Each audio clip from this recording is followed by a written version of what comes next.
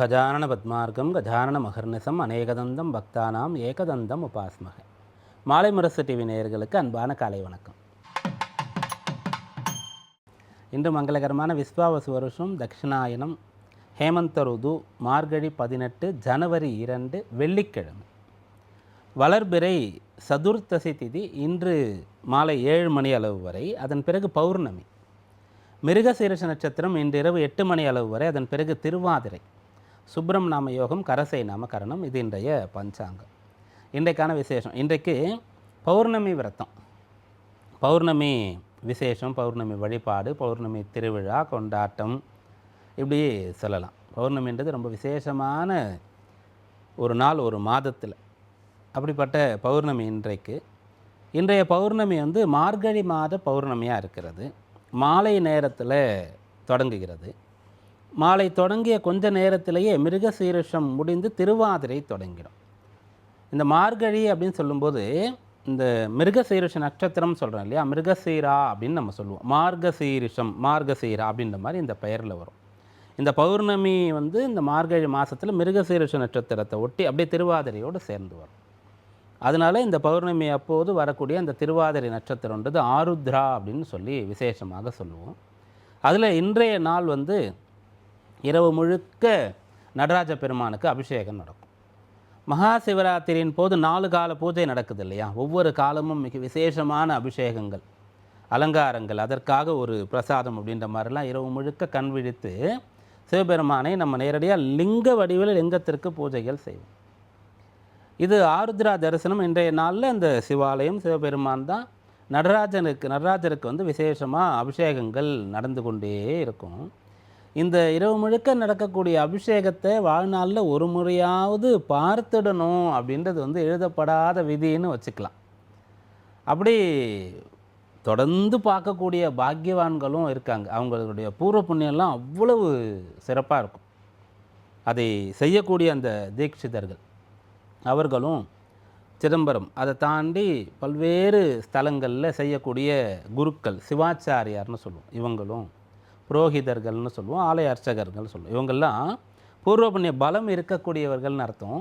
அதை தொடர்ந்து நிறைய முறை பார்க்கக்கூடிய பேர் கிடைத்தவர்களுடைய ஜாதகத்தை எடுத்து பார்க்கும்போது 5, 9ஆம் இடம் பலமாக இருக்கும். அப்படி இல்லைன்னா அவங்களால அது போல் வைபவங்கள்லாம் பார்க்கவே முடியாது. ஏன்னா வருடத்தில் ஒரு நாள் தான் இது நடக்கும். வருடத்தில் 6 மடை நடராஜ பெருமானுக்கு அபிஷேகம். அதில் இது ரொம்ப விசேஷமான ஆருத்ரா அபிஷேகம் இன்றைய முழுக்க நடக்கும். அப்படிப்பட்ட விஷயத்தை பார்க்கணும் போது அது நாம் பிளான் பண்ணுறது இல்லை, அந்த பாக்கியம் நமக்கு இருந்தால் கிடைக்கும்ன்றதை சொன்னோம். ஜாதகத்தில் இப்படி இருக்கும் அப்படின்னு சொல்லி. அதனால் இன்றைய நாள் யாருக்கெல்லாம் அந்த வாய்ப்பு கிடைக்கிறதோ அவங்க பக்கத்தில் இருக்கிற கோவிலில் போயிட்டு இந்த அபிஷேகத்திற்கான அனைத்து பலன்களையும் பெறலாம். பௌர்ணமி இன்றைக்கு இந்த நடராஜர் அபிஷேகம் இரவு நேரத்தில் ஆருத்ரா அபிஷேகம் அப்படின்னு சொல்லக்கூடியது. இது வெள்ளிக்கிழமை நாளில் வர்றதுனால இன்னமும் விசேஷமாக இதை நம்ம எடுத்துக்கொள்ளணும். வெள்ளிக்கிழமைனா ஒரு வாரத்தில் வழிபாட்டிற்கான நாள்னு வச்சிடலாம். ஞாயிற்றுக்கிழமை நாளை பொதுவாக நம்ம விடுமுறை நாள்னு பெரும்பாலும் நினச்சிட்ருக்கோம் இல்லையா, அப்படி கிடையாது. கல்வியில் ஆரம்பம் செய்கிறதுக்கும் சிறந்து விளங்குறதுக்கும் அந்த கல்வி மூலமாக போட்டித் தேர்வுகள், அரசு சம்பந்தப்பட்ட பணிகளுக்கான தேர்வுகள், இதெல்லாம் எழுதுறதுக்கு படிக்கிறதுக்கு இதெல்லாம் ஞாயிற்றுக்கிழமையில் விசேஷமான பலன்களை ஏற்படுத்தி கொடுக்கும்.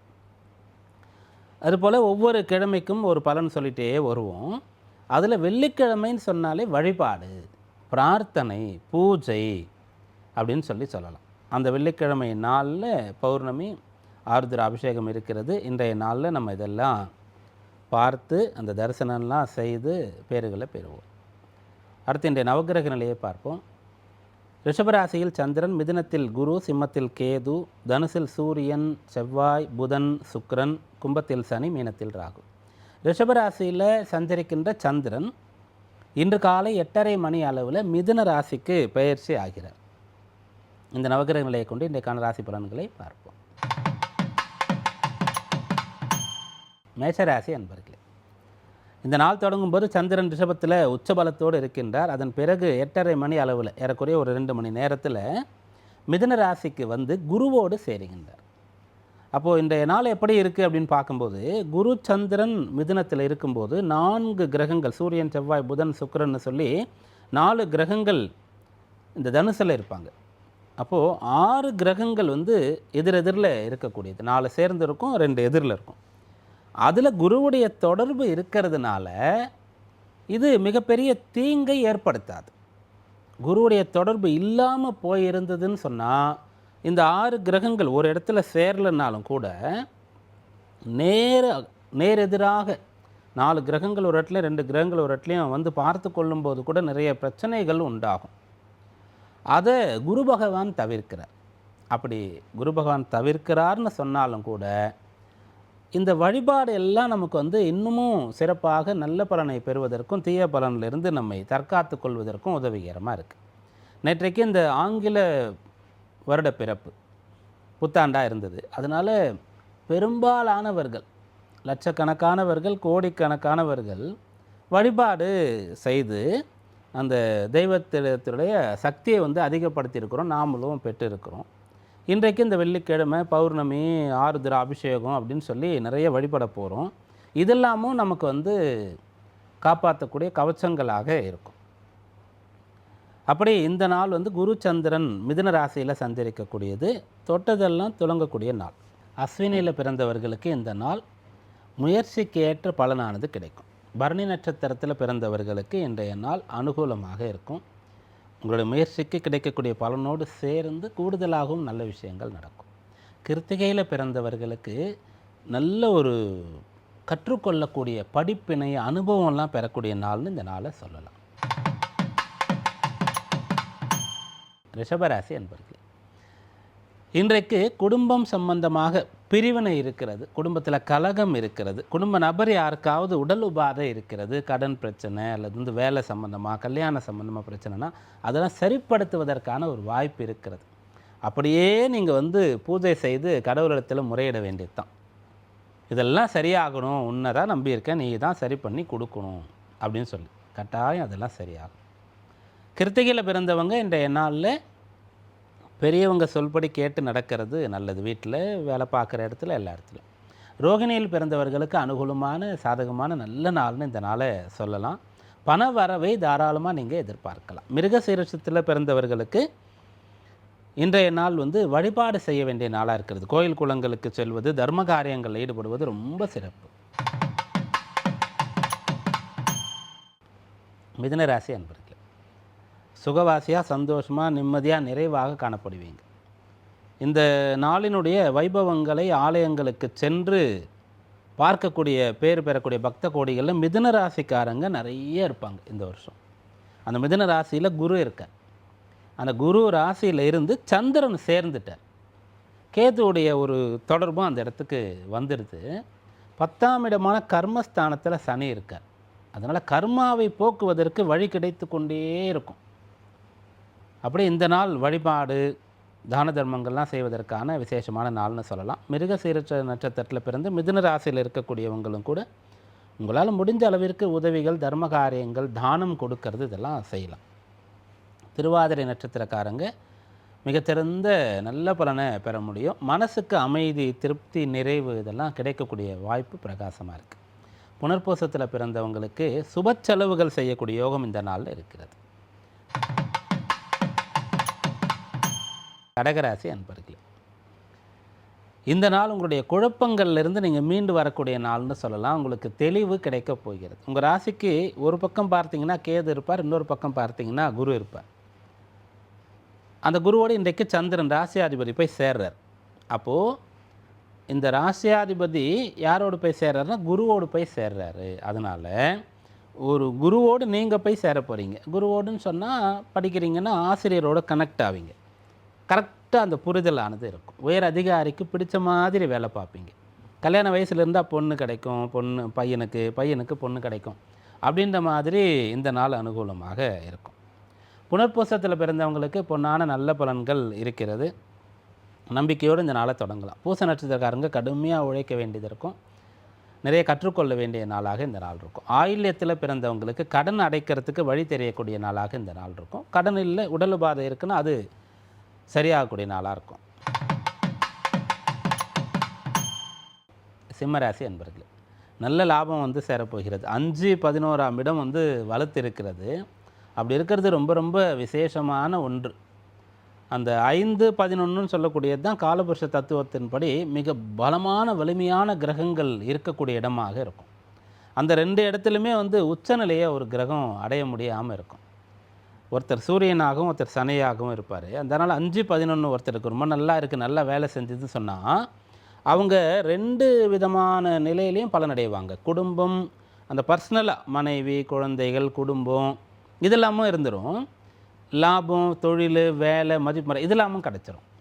அப்படி இப்போது 5ல் 4 கிரகமும் 11ல் 2 கிரகமும் இருக்கக்கூடிய காலகட்டம். அஷ்டம சனி, ஜென்ம கேத்துவெல்லாம் உங்களுக்கு கொடுத்த பிரச்சனை அனைத்திலிருந்தும் நீங்கள் விடுபட்டு சாதிக்கணுன்ற வைராக்கியத்தை பெறுவீங்க. மக நட்சத்திரக்காரங்க இன்றைய நாளில் விநாயக பெருமானை வழிபடுறது, அதுபோல் இன்றைய நாள் நடராஜ பெருமான் வழிபாடு, பௌர்ணமி நேரத்தில் மாலையில் கோவில் வலம் வருவது, இதெல்லாம் ரொம்ப சிறந்த பலன் உங்களுக்கு தரும். பூர நட்சத்திரக்காரங்க வளர போகிறீங்க, உயர போகிறீங்க. உத்திர நட்சத்திரத்தில் பிறந்தவங்க இன்றைக்கு பெரியோர்கள் சொல்லக்கூடிய விஷயங்களில் இருந்து பலனை அடைய போகிறீங்க. கன்னிராசி என்பர்களே, இந்த நாள் வேலை இல்லை அப்படின்னு நீங்கள் தொடங்குனீங்கன்னு சொன்னால் எப்படியாவது வேலை பெறுவதற்கு ஒரு வாய்ப்பு உங்களுக்கு தெரிய வந்துடும். நிறைய விஷயங்களை ஆராய்ந்து அறிந்து எப்படியெல்லாம் வேலை கிடைக்கிறதுக்கு வாய்ப்பு இருக்குது, எங்கெல்லாம் முயற்சி பண்ணலாம், யார் இடத்துல ரெக்கமெண்ட் பண்ண சொல்லி கேட்கலாம் அப்படின்னா நீங்கள் யோசிச்சிங்கன்னா ஏதாவது ஒன்று கண்டுபிடிச்சிருவீங்க. உங்களுடைய உத்தியோக பாவத்தை 4 கிரகங்கள் பார்க்குறது, அங்கே 2 கிரகங்கள் இருக்கிறது, அதில் ஒருத்தர் புதனாக இருக்கார். அப்போ நல்ல வேலையில் இருக்கக்கூடியவர்களுக்கு பார்ட் டைம் ஜாப் ஒன்று கிடச்சிரும். கூடுதல் வருமானத்துக்கு ஒரு வழி தெரியக்கூடிய நல்ல நாளாக இந்த நாள் இருக்கும். உத்திரத்தில் பிறந்தவர்களுக்கு நல்ல பலன் கிடைக்கும், ஆனால் சுலபமாக நேரடியாக இல்லாமல் கொஞ்சம் சுற்றி வளைச்சி கிடைக்கும். அஸ்தத்தில் பிறந்தவங்களுக்கு அனுகூலமான நல்ல பலன் இருக்கிறது. குடும்ப நபர்களை ரொம்ப சந்தோஷப்படுத்துறது, ரொம்ப திருப்திப்படுத்துறது, அவங்களுடைய தேவைகள் அனைத்தையும் பூர்த்தி செய்கிறது, எதிர்பார்ப்புகள் எல்லாம் நிறைவேற்றி கொடுக்கறது உங்களுக்கு சாத்தியம். சித்திரையில் பிறந்தவர்களுக்கு உங்களுடைய அந்த வேகம், கோபம் இதெல்லாம் கொஞ்சம் குறைந்து நல்ல பக்குவம், ஒரு ஞானம் கிடைக்கக்கூடிய நாள்னு இந்த நாளை சொல்லலாம். துளாராசி என்பர்களே, சந்திராஷ்டமம் இன்று காலை 8:30 மணி அளவில் முடிஞ்சிடும். அதன் பிறகு சந்திரன் 9ஆம் இடத்திற்கு வந்துடுவார், குருவுடைய சேர்ந்துருவார். யாரோடையாச்சும் உங்களுக்கு சண்டை சச்சரவு ஏற்பட்டிருந்தால் இப்போ அது சரியாயிடும். மிஸ் அண்டர்ஸ்டாண்டிங், தவறாக புரிஞ்சிட்டாங்க, அதனால் மனக்கசப்பு 2 பேருக்கும் சொன்னால் அதெல்லாம் இப்போது சரியாயிடும்.